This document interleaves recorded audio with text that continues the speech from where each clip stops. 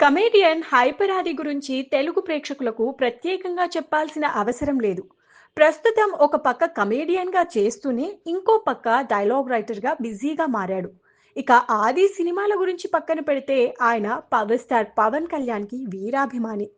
అభిమాని అనడం కన్నా భక్తుడు అని చెప్పొచ్చు. పవన్ కళ్యాణ్ రాజకీయాల్లోకి వచ్చాక ఆయన అభిమానులే ఆయనను దూరం పెట్టారు. ఎందుకు రాజకీయాలు, సినిమాలు చేసుకోక అంటూ కామెంట్స్ చేశారు. కానీ పవన్ భక్తులు మాత్రం పవన్‌కి సపోర్ట్‌గా నిలబడ్డారు. అందులో ఆది కూడా ఒకడు. ఇక పవన్ కళ్యాణ్ డిప్యూటీ సీఎంగా మారడానికి పరోక్షంగా హైపర్ ఆది కూడా కారణమే అని చెప్పాలి. ఎందుకంటే ఎన్నికల ప్రచారంలో ఆది పవన్‌కి సపోర్ట్‌గా ఎంతో తిరిగాడు. వేరే వారిని విమర్శిస్తూ పవన్ గొప్పతనాన్ని వివరించాడు. తనదైన పంచ్‌లతో ఎంతో మంది పవన్‌కి ఓటు వేసేలా చేయగలిగాడు.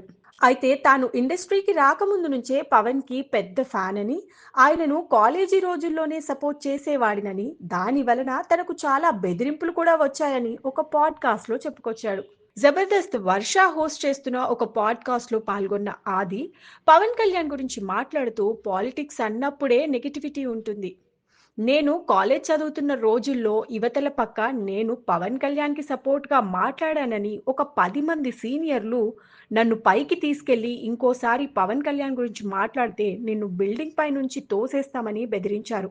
ఇలాంటి బెదిరింపులు ఆ రోజుల్లోనే ఉండేవి. నేను నమ్మిన నాయకుడు అసలు జనాభా లెక్కల్లో ఒకడు కాదు. లెక్కలేనంత జనాభాకు ఒక్కడే అంటూ చెప్పుకొచ్చాడు. ప్రస్తుతం ఈ వ్యాఖ్యలు నెట్టింట వైరల్‌గా మారాయి.